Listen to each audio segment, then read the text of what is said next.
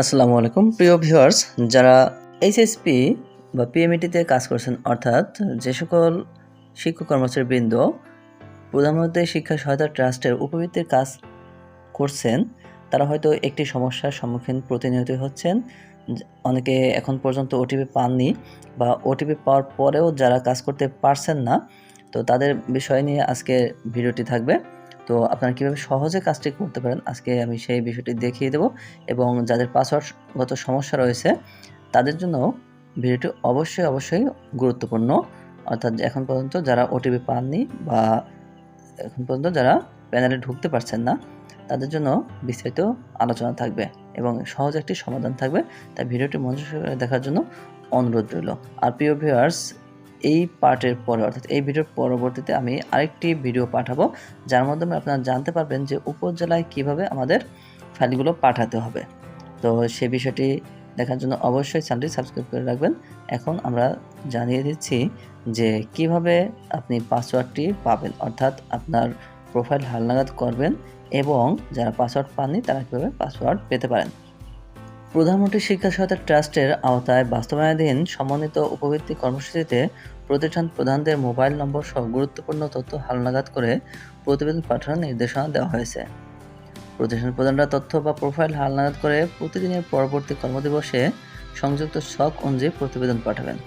উপজেলা থানা মাধ্যমিক শিক্ষা কর্মকর্তার মাধ্যমে এই mis.hsp@pmet.gov.bd ইমেইলে প্রতিবেদন পাঠাতে হবে।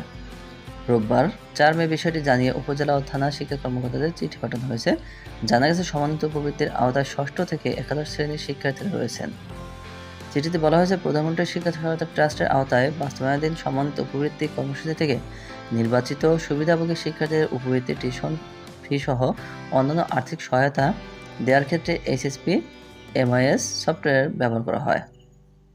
সামাজিক নিরাপত্তা কর্মসূচির আওতায় এইচএসপি এমআইএস সফটওয়্যারটির রক্ষণাবেক্ষণ এবং কারিগরি উন্নয়নের কাজে অর্থ বিভাগের বিএসিএস এবং আইবিএস ডাবল প্লাস স্কিম নিয়োজিত আছে। চিঠিতে আরও বলা হয়, সম্প্রতি এইচএসপি এমআইএস সফটওয়্যারের নিরাপত্তা রক্ষা এবং প্রতিষ্ঠান থেকে এই সফটওয়্যার ব্যবহার করার ক্ষেত্রে স্বচ্ছতা ও জবাবদিহিতা নিশ্চিত করার লক্ষ্যে অর্থ বিভাগের বিএসিএস এবং আইবিএস ডাবল প্লাস স্কিম কর্তৃক এইচএসপি এমআইএস সফটওয়্যারে লগ ইন করার ক্ষেত্রে ওয়ান টাইম পাসওয়ার্ড বা ওটিপি ব্যবহার এবং এনআইডি ক্ষেত্রে ক্যাপচা কোড দেওয়ার সিস্টেম সংশোধন করা হয়েছে। ফলে এইচএসপি এমআইএস সফটওয়্যারে লগ ইন করার সময় প্রতিবার এইচএসপি এমআইএস সফটওয়্যারে শিক্ষা প্রতিষ্ঠানের ইউজার প্রোফাইলে দেওয়া এন্ট্রিকৃত প্রতিষ্ঠান প্রধানের মোবাইল নম্বরে পাঠানো ওটিপির মাধ্যমে ভেরিফিকেশন নিশ্চিত করতে হবে।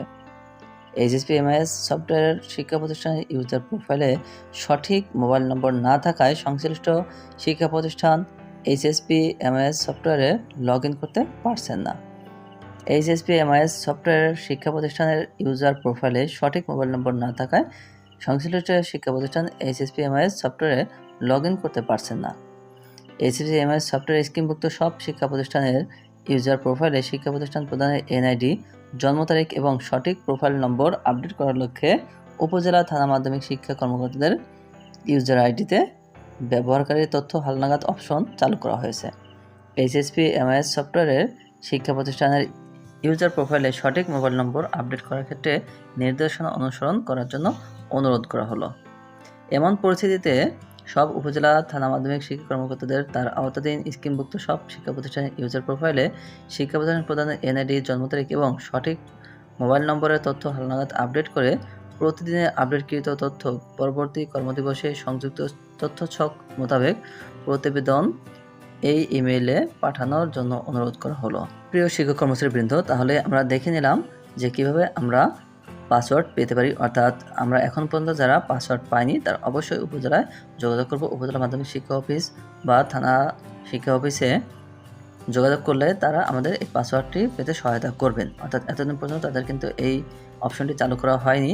তো এখন থেকে আর আমাদের পাসওয়ার্ডের জন্য তাদেরকে বিরক্ত করতে হবে না বা তাদেরকে ফোন দিতে হবে না। আর সেখানে ফোন দিয়েও এই পর্যন্ত অনেকেই সমাধান পাননি, অথবা কেউ পেতে পারেন কিন্তু বেশিরভাগই কোনো সমাধান পাননি। তো তাদের জন্য এই অপশনটি চালু করা হয়েছে। অর্থাৎ তারা এখন থেকে উপজেলা শিক্ষা অফিসে গিয়েই, উপজেলা মাধ্যমিক শিক্ষা অফিসে গিয়ে কিন্তু এই পাসওয়ার্ড জাতীয় যে সমস্যা রয়েছে সমাধান করতে পারবেন। পরবর্তী ভিডিওর আমন্ত্রণ জানিয়ে আজকের ভিডিওটি এখানে শেষ করছি।